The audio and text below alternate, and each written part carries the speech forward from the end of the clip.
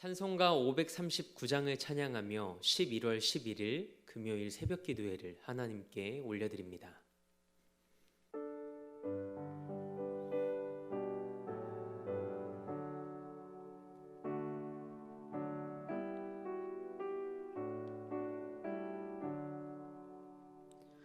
너 예수께 조용히 나가 내 모든 짐 내려놓고 주 십자가 사랑을 믿어 죄 사함을 너 받으라. 주 예수께 조용히 나가 내 마음을 쏟아놓으라. 느릿미리 보시는 주님, 그는 예를 베푸시리. 주 예수의 은혜를 입어 내 슬픔이 없어지리. 내 이웃을 늘 사랑하여 너 받은 것 거저주라. 주 예수께 조용히 나가 내 마음을 쏟아놓으라. 느릿미리 보시는 주님, 그는 예를 베푸시리. 주 예수를 친구로 삼아 내 옆에 모시어라. 그 영원한 생명샘물에 내 마른 목 죽이어라. 주 예수께 조용히 나가 내 마음을 쏟아놓으라. 느릿미리 보시는 주님, 그는 예를 베푸시리. 너 주님과 사귀어 살면 새 생명이 넘치리라. 주 예수를 찾는 이 앞에 참 밝은 빛 비추어라. 주 예수께 조용히 나가 내 마음을 쏟아놓으라. 느릿미리 보시는 주님, 그는 예를 베푸시리.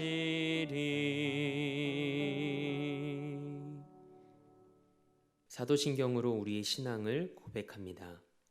나는 전능하신 아버지 하나님, 천지의 창조주를 믿습니다. 나는 그의 유일하신 아들, 우리 주 예수 그리스도를 믿습니다.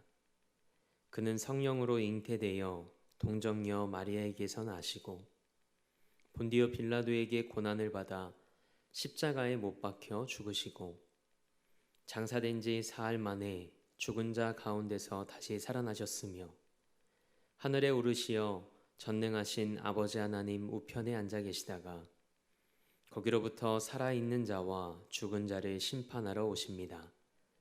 나는 성령을 믿으며 거룩한 공교회와 성도의 교제와 죄를 용서받는 것과 몸의 부활과 영생을 믿습니다. 아멘. 찬송 523장 우리 한 장 더 힘차게 박수하며 하나님 앞에 찬양으로 영광 올려드립니다.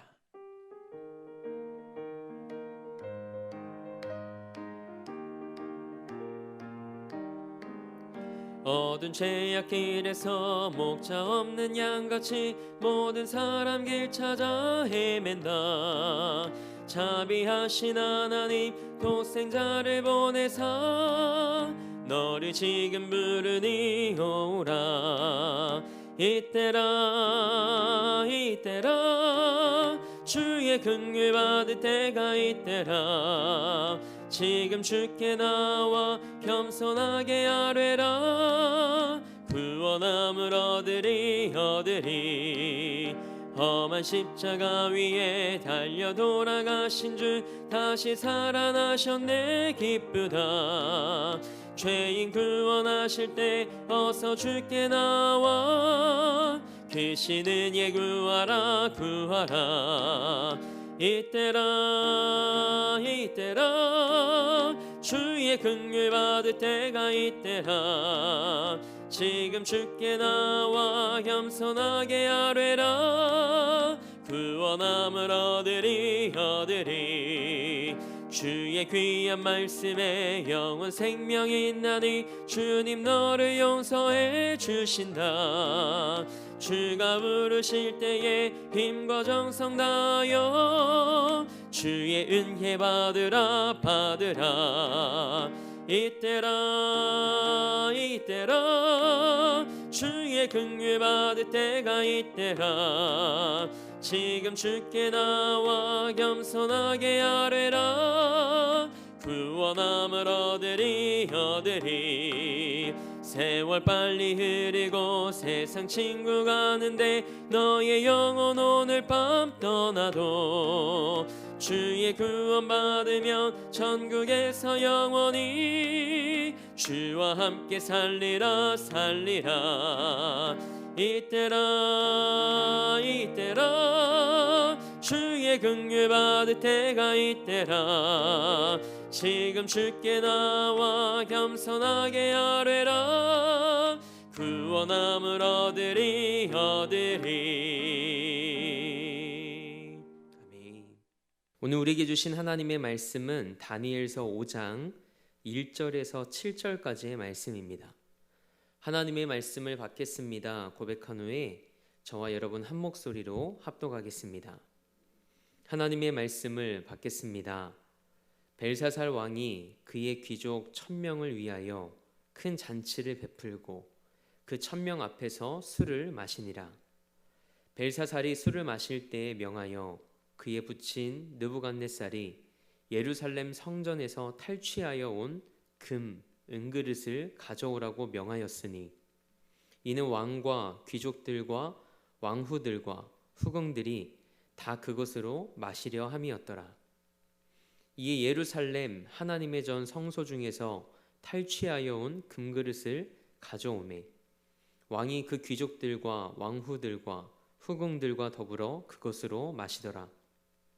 그들이 술을 마시고는 그 금, 은, 구리, 쇠, 나무, 돌로 만든 신들을 찬양하니라. 그때 사람의 손가락들이 나타나서 왕궁 촛대 맞은편 석회벽에 글자를 쓰는데 왕이 그 글자 쓰는 손가락을 본지라. 이에 왕의 즐기던 얼굴빛이 변하고 그 생각이 번민하여 널쩍다리 마디가 녹는 듯하고 그의 무릎이 서로 부딪힌지라. 왕이 크게 소리질러 술객과 갈대아 술사와 점쟁이를 불러오게 하고 바벨론의 지혜자들에게 말하되 누구를 막론하고 이 글자를 읽고 그 해석을 내게 보이면 자주색 옷을 입히고 금사슬을 그의 목에 걸어주리니 그를 나라의 셋째 통치자로 삼으리라 하니라. 아멘.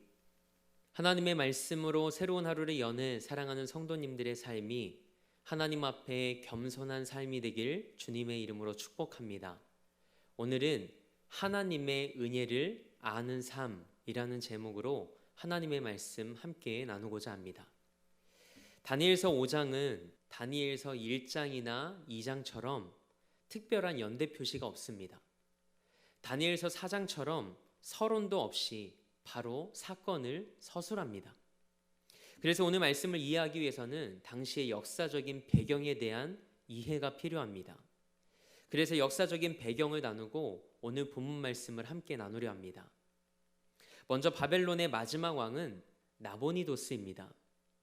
역사책을 보면 바벨론 역사에 벨사살이라는 이름을 가진 왕은 없습니다. 그래서 벨사살 때문에 다니엘서가 한때는 역사적 정확성이 결여된 책으로 치부되기도 했던 적이 있었습니다. 그러다가 1854년 영국의 테일러라는 고고학자가 팀을 이끌고 이라크 남부 지방에서 탐사하던 중에 고대 바벨론어로 기록된 글귀 하나를 발견하게 되죠. 그게 뭐냐면 나보니도스 왕과 그의 아들 벨사살을 위한 기도문이었습니다. 바벨론의 역사를 살펴보면 느부갓네살이 죽은 후에 4명의 왕이 세워집니다. 느부갓네살 이후에 그의 아들인 메로다크가 왕이 됩니다. 메로다크는 2년 정도 바벨론을 통치하다가 느부갓네살의 사위에 의해 암살을 당하게 되죠. 그리고 그 이후에 네글리사라는 사람이 왕이 됩니다. 네글리사가 4년 정도 통치를 하고 이 네글리사의 아들인 라바시 말드크가 이어서 왕이 됩니다. 그러나 이 사람은 9개월밖에 왕위에 머무르지 못하죠.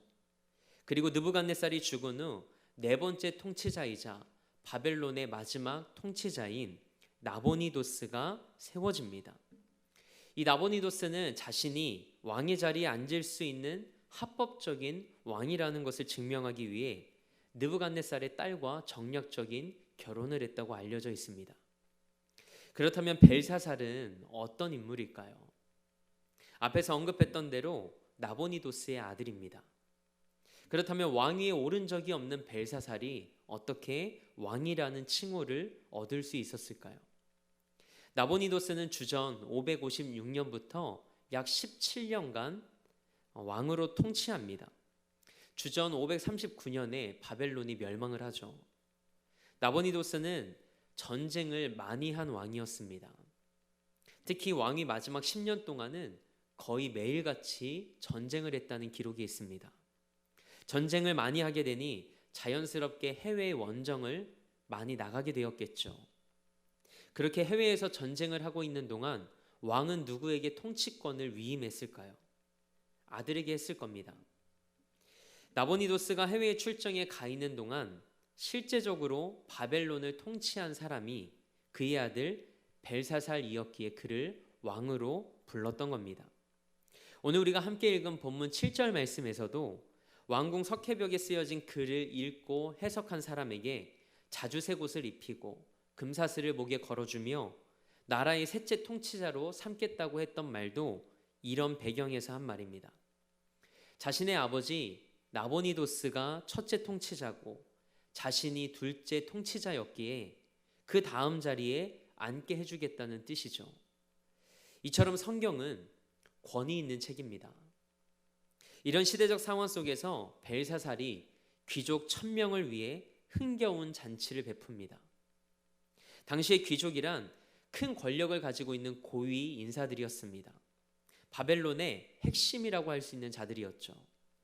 벨사살이 이들을 불러 큰 잔치를 연 것은 자신의 권위를 높이고 모든 사람 앞에서 자신의 위대함을 과시하고 싶었기 때문이었습니다. 벨사살은 1000명이나 모이는 큰 잔치를 벌여 자기의 권세를 드러내려 했죠.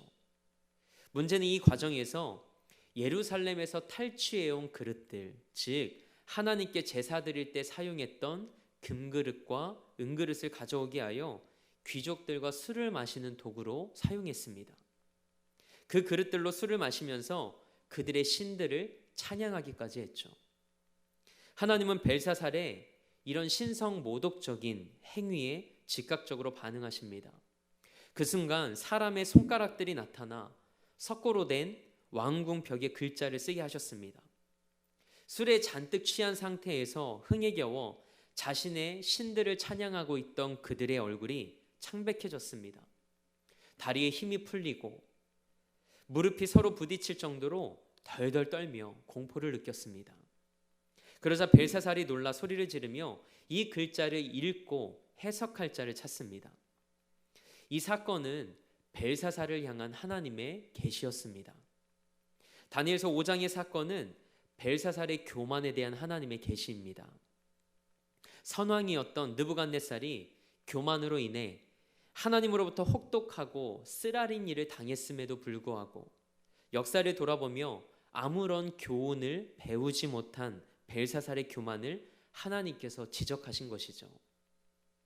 하나님께서 느부갓네살에게 주셨던 메시지가 무엇이었나요? 하나님의 주권을 인정하라는 겁니다. 지극히 높으신 하나님께서 자기 뜻대로 나라를 누구에게든 주실 수 있는 분이라는 것을 알라는 것이었죠. 하나님은 교만하게 행하는 자를 낮추시는 분이라는 메시지였습니다.